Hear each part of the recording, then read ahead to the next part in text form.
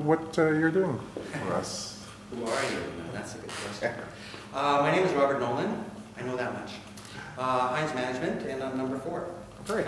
Toss that aside, and what are you doing for us first, Robert? I just learned these monologues yesterday, so no please forgive me if I glance. I'm going to do, can I surprise you? Sure. One's a dramatic one. Sure. Or do you need the names? I can give you those. Yeah, whatever. That's okay. I'll figure it out. Okay. Nuremberg is the first one, and American Splendor would be the second one. I'm a little nervous. No need to be. Wrong one. I'll just walk to that spot if that's okay.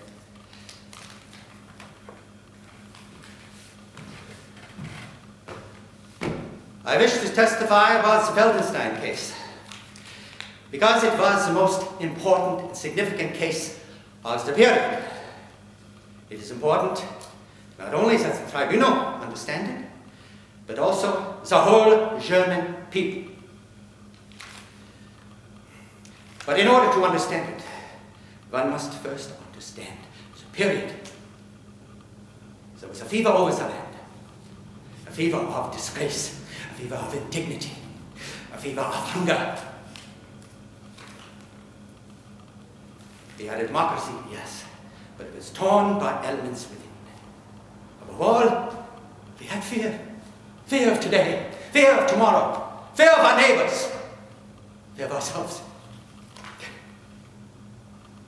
Only when you understand that can you understand what Hitler meant to us, because he told us, lift up your heads, be proud, you are German. There are devils among us. Communists, liberals, Jews, gypsies.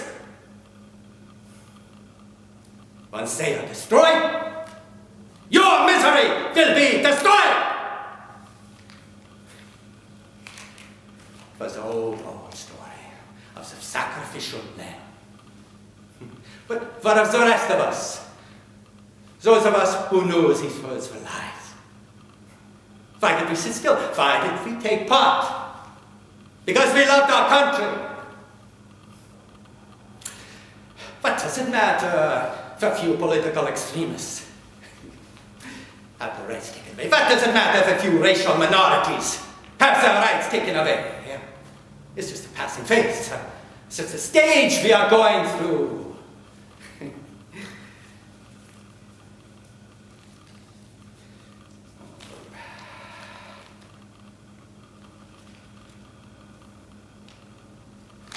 It will be discarded sooner or later. Hitler himself will be discarded sooner or later.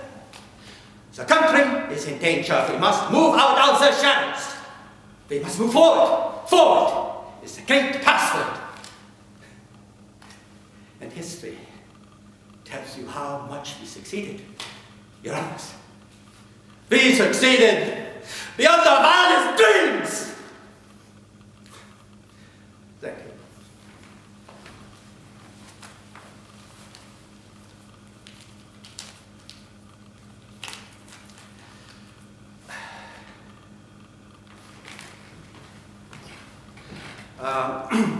My name is Harvey Picard.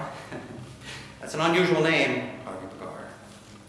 1960 was the year I first got my first apartment and my first phone book. Now, imagine my surprise when I looked up my name and discovered, aside from me, there was another Harvey Picard listed. I was listed as Harvey L. Picard. Lawrence is my middle name. He was listed as Harvey Picard. Now that's a pure listing. Then in the 70s, I noticed that there was a third Harvey Picard listed in the phone book. This filled me with curiosity. How could there be 3 people with such an unusual name in the world, let alone one city? Then one day, a person I worked with expressed her sympathy to me for what she considered to be the death of my father.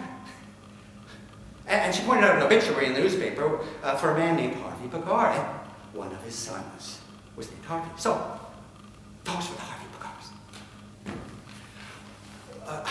But then 6 months later, Harvey Picard Jr. died. Although I knew neither man, I was filled with sympathy and sorrow.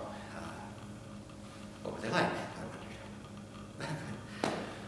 I felt our lives were linked in some indescribable way. But then, that isn't the end of the story. 2 years later, and there was another Harvey Picard appeared in the phone book. So, who are these people? What do they want? What do they do? Where are they?